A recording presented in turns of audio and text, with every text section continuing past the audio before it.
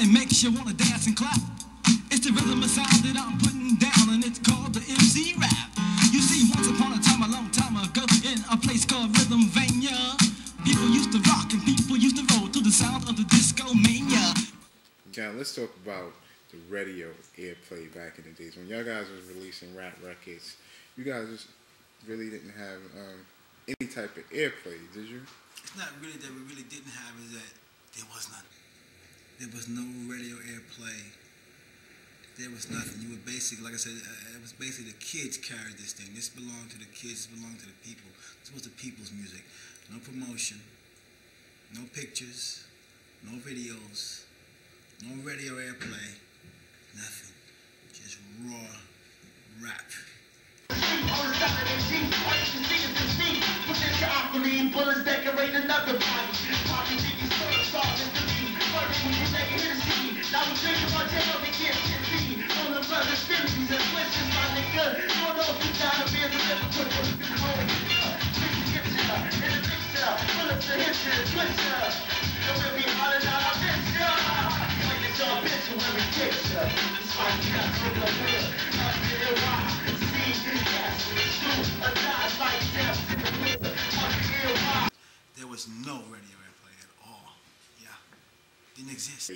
Let's talk about some of the underground DJs that eventually ended up on the airwaves. Mr. Magic. Mr. Magic. This was a guy that he was like one of the main dudes, man. He was the guy that got us on a little late night station, 2 o'clock in the morning. Go do the interview. We had to go up in there, 2 o'clock in the morning, do the interview. He was the main guy. He was the main guy that really carried. And you had college station. I can't remember the call, it was 91.5.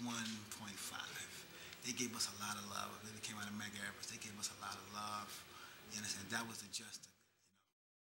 I go back to when this shit first began, when niggas rock shit go all that shit drop shit. While the beats be done, they tight these crazy block parties. Rockets when we keep smoking straight back of weed. It's all about what you know and who you know. There's a million motherfuckers and we all wanna blow. Everybody want the ice that makes you breathe, but when the heat is the fight. For New Music Seminar, the last one that they had, and I had it was an article, I forgot the magazine, but it was an up-and-coming magazine, and they basically was saying how like all you did was freestyle. Like is that all you do? Do you ever write, or it's just strictly freestyle? I write music. You know, sometimes the industry can create rumors and lies, you know, on you and try to pigeonhole you into one category. And yeah, I freestyle. That's my first love, but also, I write rhymes too. I can't live without writing. You know what I'm saying? So you know, I write and freestyle. I do both. You know, but ultimately, when you got to think about it, when you're writing a rhyme, how do you come to the rhyme? You got to come to it in a freestyle anyway. You know, it got to come to your head first before it go on paper. So ultimately, every rhyme that anybody ever writes is born as a freestyle first. So, you know, of course, I write for sure. Though I rock the microphone, black and unlifted, I'm twin slick. Though my freestyles are real quick, stay on point like Supreme Stupid. Watch that, yeah, he is my buddy. I'm rolling around the alley, I rock the Black Scully.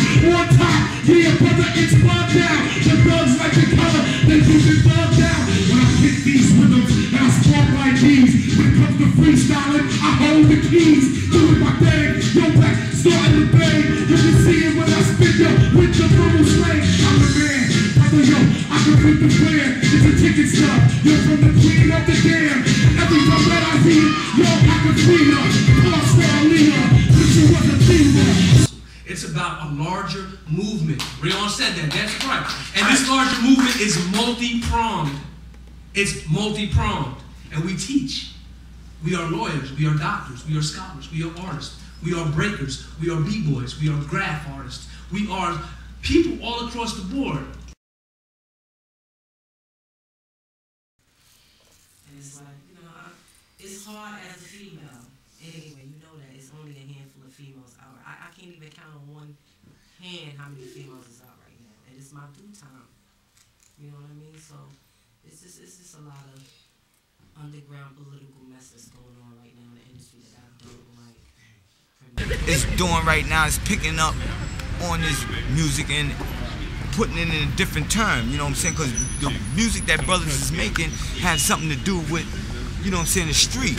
You know what I'm saying? And brothers is taking these records and taking them out of proportion. You know what I'm saying? Because I feel Jay-Z, but they getting a, you know what I'm saying, a negative vibe from it. Just like they was getting a negative vibe from Tupac, they was getting a negative vibe from Biggie. You know what I'm saying? These are great rappers. But it wasn't a negative vibe. It wasn't a negative vibe, but it was a negative to the people took it negative. So how can we come with something that the people will understand without being negative, but be, you know what I'm saying, more to the point, as well as, you know what I'm saying, to get the people to buy our records.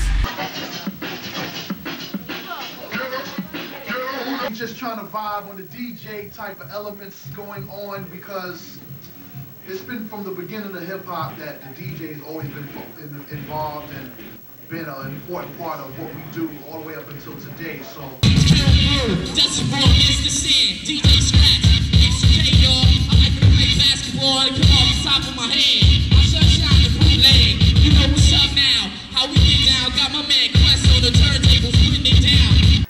I'm gonna say for the record though, I was reading the book, it's called Fresh Magazine. No, not Fresh Magazine, it's Fresh, the book. And Curtis Blow, I was reading, he did like an introduction to hip hop, and he said you was like one of his heroes back in the day. Oh yeah, Curtis Blow used to come to Neil Gwen. Curtis Blow and his boy, I can't remember his boy's name, and they used to camp right by my speakers.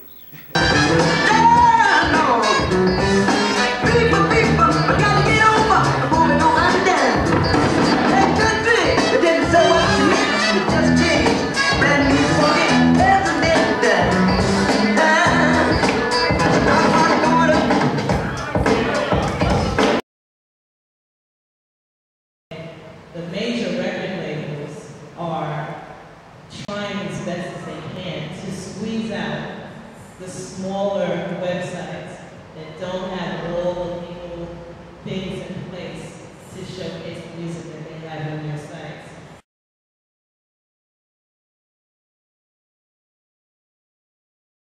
This is a gold mine if I know how to publicly market my stuff correctly, because the labels get cut out. So when I go in the studio and produce my tracks and we lay down our vocals, and we put that money up. No label puts that money up for us but us. So by right, we should make the Prince move and get paid directly for what we have. .com. Fuck a record label, they ain't fuck them. We're going straight to .com.